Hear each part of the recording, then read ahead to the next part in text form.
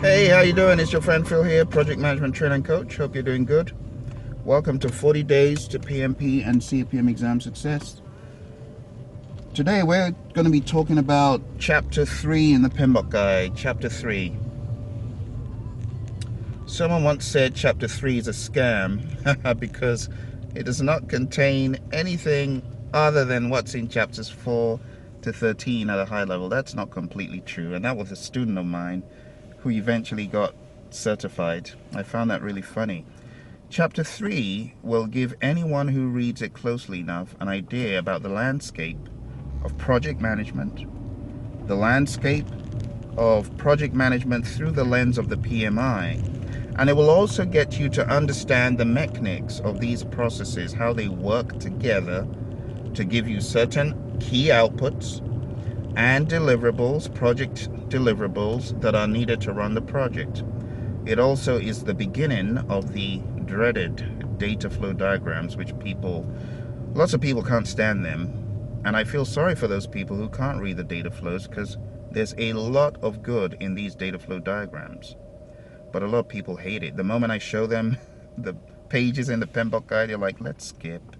It's too much information, and I don't want to go through looking at data flows because it gives my head an ache. But I'll say for you though, as you go through Chapter 3, be open-minded about the data flows, take them piecemeal, just go gently, and these could have a profound impact on your PMP or CAPM exam study. Trust me. Very, very helpful these data flows are, especially for looking for commonality and things such as that. I'll talk about that a little bit more before we round up for today, hopefully, if I remember. But for now, the first thing that you encounter in Chapter 3 is discussion about process groups and the interaction of process groups.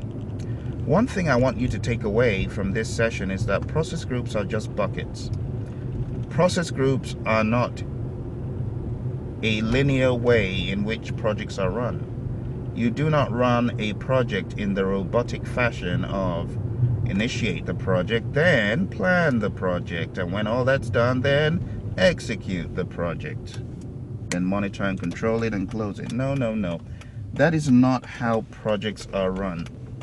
Okay, in the real world, in the real world, you could get a project charter authorized today, and that same day you could be involved in recruiting efforts to hire team members who will be helping you develop a project management plan. A team member that will help you put together a solid schedule, and so on and so forth. You see, so don't get caught up in the trap of linear process group thinking.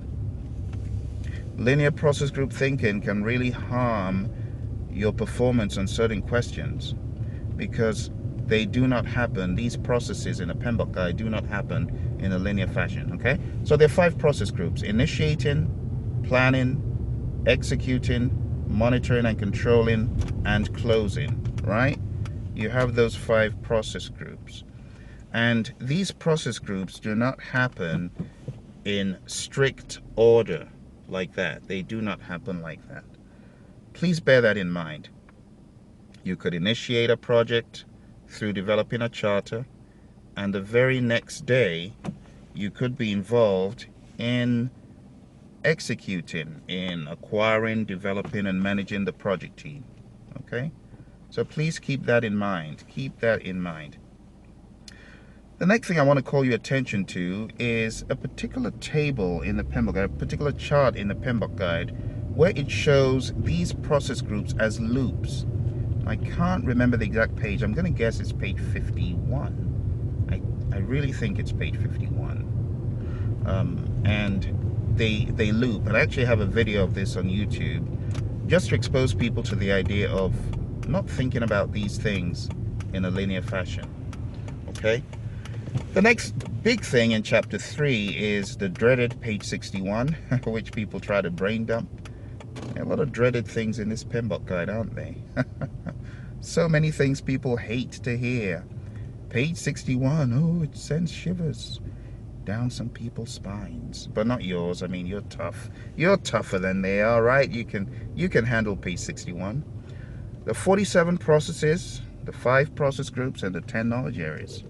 And the 10 knowledge areas, there is a mnemonic. I saw 2 chipmunks quietly having coffee, reading poetic songs or poetic stories, whatever you want your mnemonic to be. Okay, and that's integration, scope, time, cost, quality, human resource management, communications, risk management, procurement management, and stakeholder management. All right, 10 knowledge areas. So you know the 5 process groups, 10 knowledge areas. And the last thing to focus on here is the 47 processes. Now, I would like you to go to this link, which will lead you to another video for you to watch as part of the 47 process studying we're going to be doing, right? As part of this whole curriculum. Go to tinyurl.com/47 processes and the letter X. tinyurl.com/47 processes, 47 processes, and then X at the end. And that will take you to the video I'm talking about.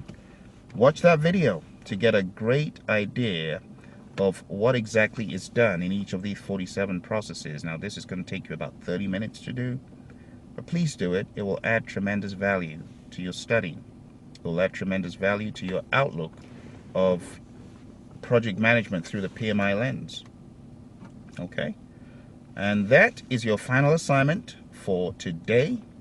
After you get done with that, see if you can write out each process. I'm not talking about process group. I'm not talking about knowledge areas. I'm talking about the 47 processes. See if you can write out each one of the 47 processes by name and a blurb, even if it's one sentence, about what you do or what you're trying to achieve in that process. All right, try that for all 47. If you only could get 20 done, that's all right. Tomorrow, try it again.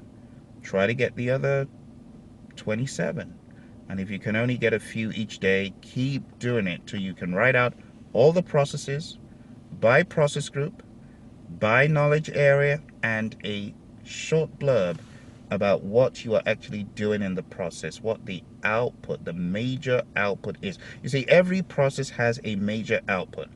And if you go through chapter 3 and you do not know the major outputs of each process, I'm not talking about just a few, I mean everyone, key outputs, you really haven't finished with chapter 3.